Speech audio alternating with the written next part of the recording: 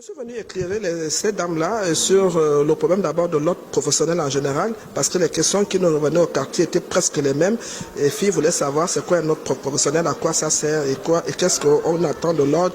Il fallait éclairer tout le monde, comme on a fait tout à l'heure. Vous avez vu comment ils ont posé des questions.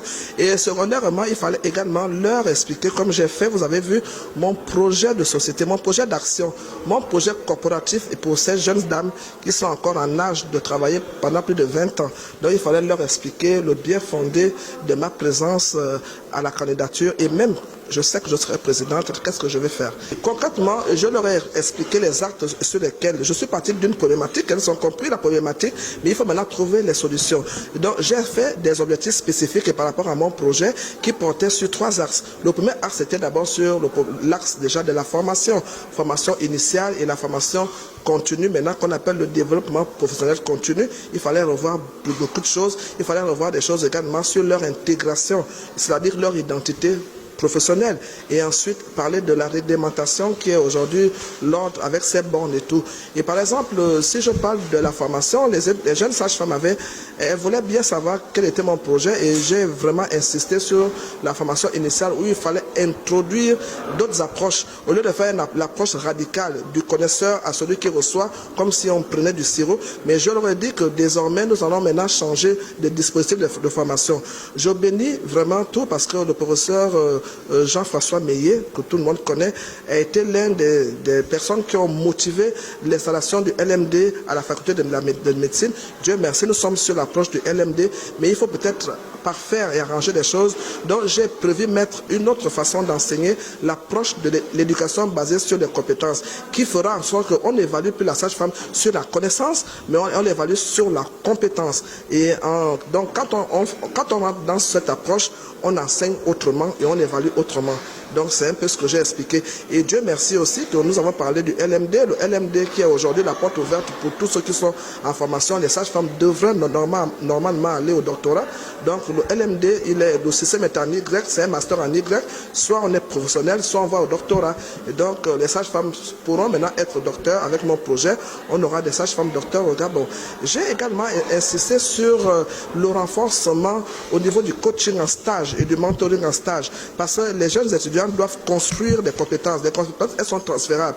Une fois acquises, une fois reçues, il faut qu'elles soient exploitées et transmises. Donc, j'ai pensé former 25 sages-femmes chaque 6 mois et pour qu'elles puissent accompagner les petites dans le cadre de la formation sur le terrain. Parce que notre formation, elle est avant tout théorique, pratique et également comportementale. Il faudrait que les sages-femmes sachent tout ça. Donc, il faut vraiment que les sages-femmes soient formées et c'est dans mon projet.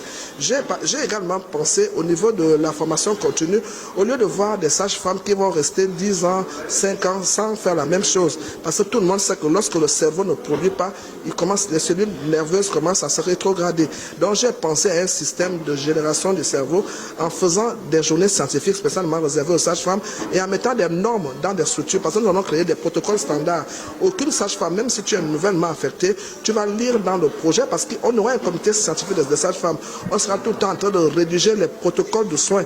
Parce que ces protocoles font que même si n'importe qui arrive, on ouvre et on sait ce qu'on doit faire devant tel ou tel problème.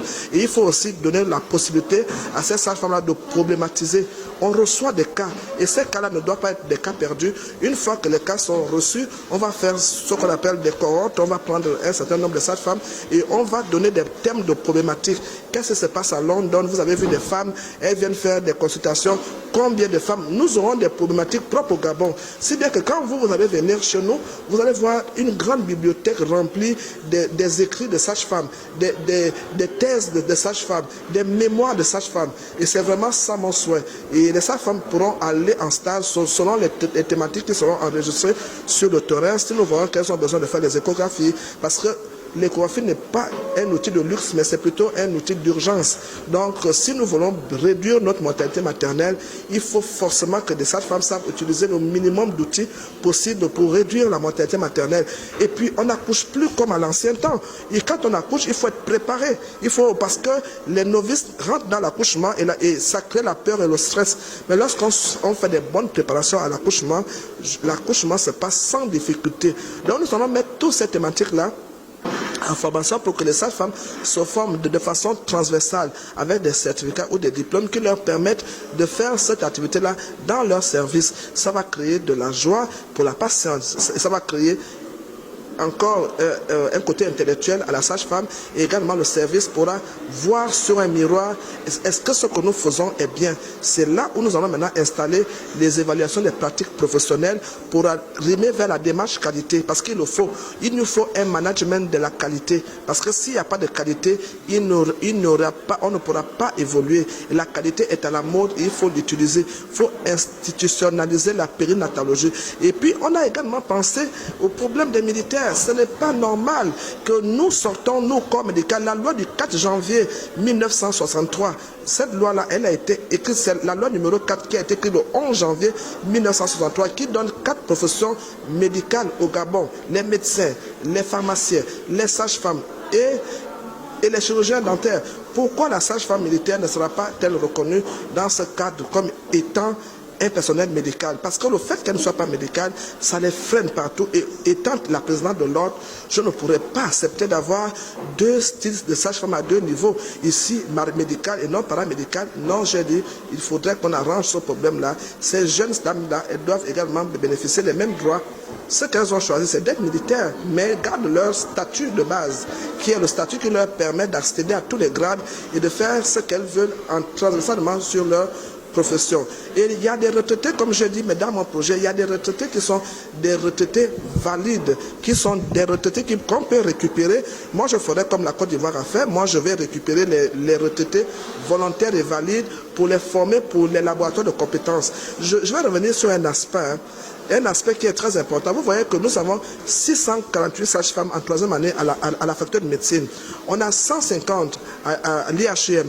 À ESL, on a également plus de 50. Et dans d'autres écoles, ça fait 1000 sages-femmes qui sortent par an.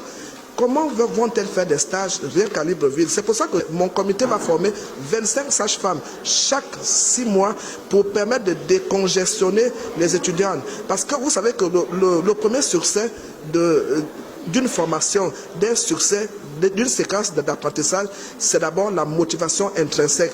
On ne peut pas être motivé si on ne mange pas. Ces filles-là viennent de l'intérieur vers Libreville pour venir rien que faire la formation de sage-femme. Mais si elles n'ont pas de famille ici, elles ne peuvent pas prendre des taxis pour aller en stage. On a pensé à tout ça. Donc nous allons former d'abord les sages-femmes de l'intérieur pour permettre aux jeunes sages-femmes qui ont la famille à Langounier, au Rotogoué, de faire des stages au lieu de se déplacer ici. Et après, elles reviennent quand les cours théoriques vont commencer. Et les sages-femmes qui sont dans les programmes et l'administration centrale, elles doivent également évoluer au sein de leur corps de métier. On ne va pas seulement rester là en train de faire des programmes, faire les mêmes choses. Chacun doit évoluer. Le travail est fait. C'est le premier développement de l'homme. Karl Marx l'a dit, il faut que l'homme se développe dans son travail. On ne va pas les étouffer. Voilà pourquoi j'ai dit je vais être présidente, parce que j'ai des solutions pour tout le monde et je suis la présidente qui va essayer d'élargir la sage-famerie dans tous ces états pour qu'on ne dise plus que lorsqu'on vient, on gagne le bac et qu'en venant en sage-femme, on perd son diplôme. Mais non, nous allons vendre notre profession devant les autorités, nous allons vendre notre profession devant les pouvoirs publics, devant les écoles, les universités, que la sage-femme, quoi qu'on dise, est le métier noble et que c'est une personne qui respecte. Il faut la respecter, c'est une femme de valeur. C'est pour ça qu'on nous appelle sage. Le mot sage a beaucoup de choses derrière. Je vous remercie.